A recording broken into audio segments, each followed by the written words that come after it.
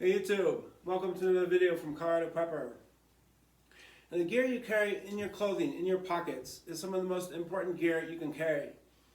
The reason being, in a vest like this, or in these fatigues, the pockets, the gear you have in here is the least likely to get lost or stolen of all your gear. It's quite unlikely that it would ever get lost or stolen. So you want to focus on your most crucial gear in terms of what you put in your vest. This is a Ranger vest. I got it over at the Army Surplus in Arvada. You can't really carry big items in these pockets. It's not like you can put a sleeping bag in here or a tarp in here or even a fishing kit. Even a decent sized fishing kit won't fit in these pockets. But this is my Ranger vest. Like I said, it can contain some of the most important gear you can carry. It's also the smallest items that you can carry. But in any case, this is a Ranger vest loadout video.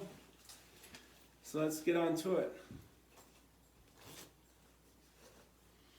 Here is a work glove. I've got the other one in this pocket. The most useful thing about work gloves is they can get you over a barbed wire fence fairly easily.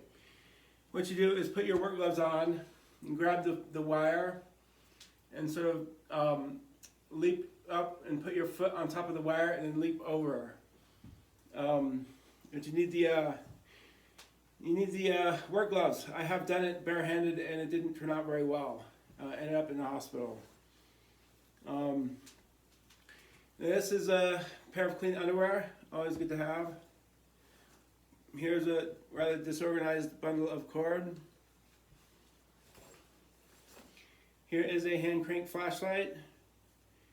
It's not very bright, but if I do this, crank it, crank it, crank it, crank it, crank it.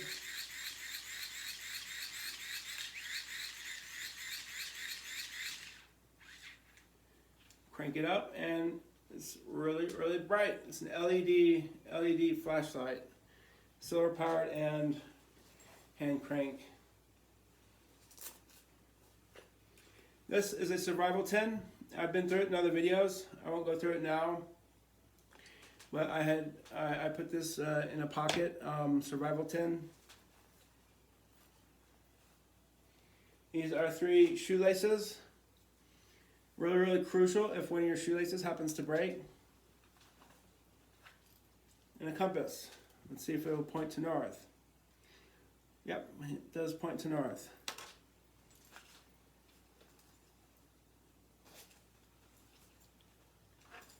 This is some thread for a sewing kit.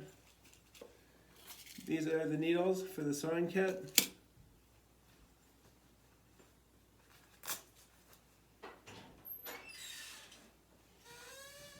Another pocket here. This is the other work glove I told you about. Again, I did go over a barbed wire fence and barehanded it, and it did not turn out well whatsoever.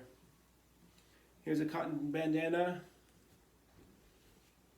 Pair of cold weather gloves. You should use both work gloves and cold weather gloves. You need them for different things. If you go over a barbed wire fence in these gloves, it will tear these gloves to shreds.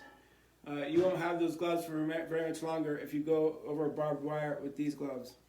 Now with these, you could go over quite readily, and they're very, very cheap, and you could go over without tearing them all to shreds. This is some tinder. It's called Fire Lighters. I did try it out. It works fairly well. It burns like a stormproof match at the beginning, and then it evens out into like a candle level flame. Looks like a type of flame would be on a lit candle, burning for the rest of the tinder. Fire Lighters. There's 17 left in there. I did try it out. Now 2 is 1 and 1 is none. Here's another hand crank flashlight. 2 is 1 and 1 is none, right?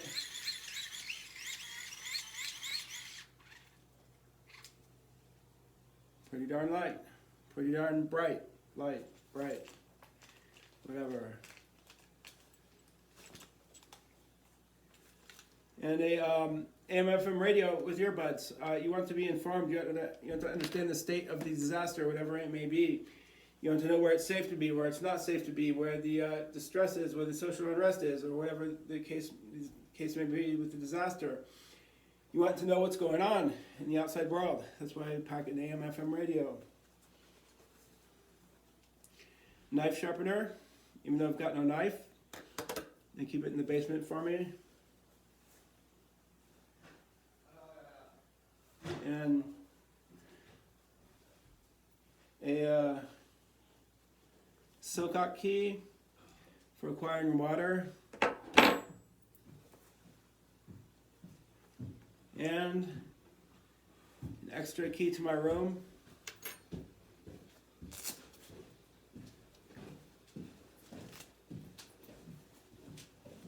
And a pair of wool socks in this pocket here. Pair of wool socks. And finally, there's a pocket on the back. You want to put something in this back pocket that would be comfortable if you sit back in a chair or if you lie down on a bed on your back. You want this back pocket to be full of something that's not going to bother you and sort of stick in your back and annoy you with sticking in your back. So in this, it's a massive pocket.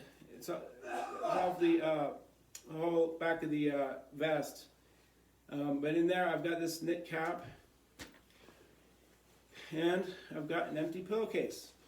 So say you want to collect wild edibles, you put them in the pillowcase. You want to collect wild berries, you put them in the pillowcase. You want to collect crab apples, you put it in the pillowcase. You catch a lot of crawdads, you put them in the pillowcase. This is like got about 50,000 things you could stick in it and collect in it and go around gathering food and things like that. There's a ton of different things you could put in this empty pillowcase. So that's about it for the Ranger vest. Wait, there's something more in here. Oh, of course. Okay, there's more in here. 2 Bic lighters.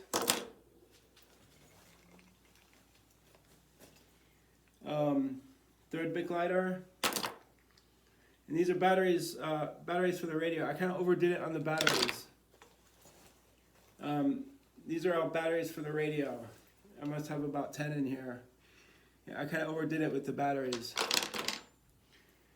And that's about it. That's what you carry in the pockets of your vest.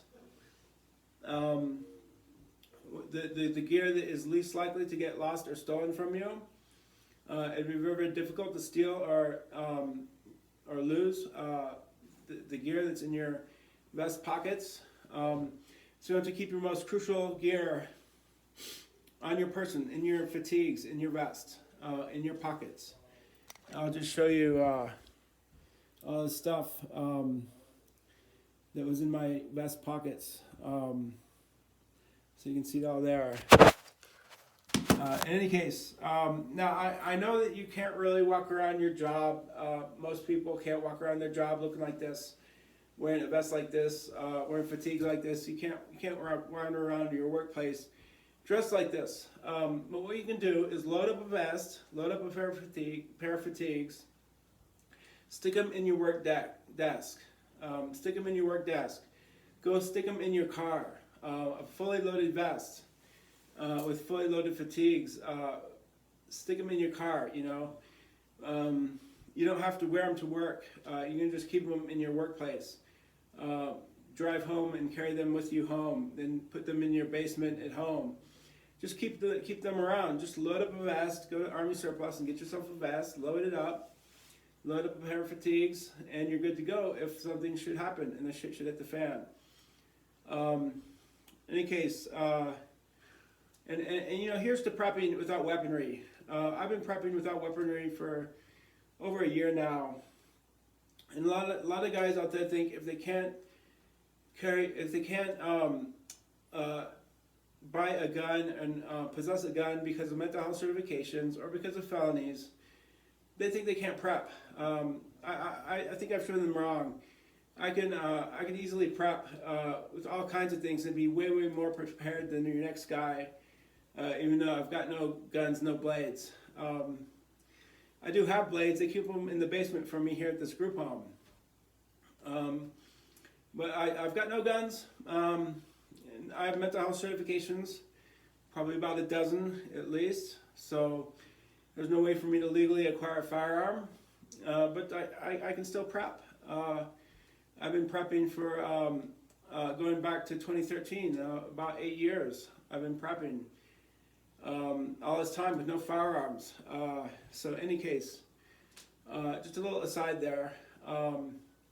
This is my Ranger Vest video. Hope you enjoyed it. Peace out.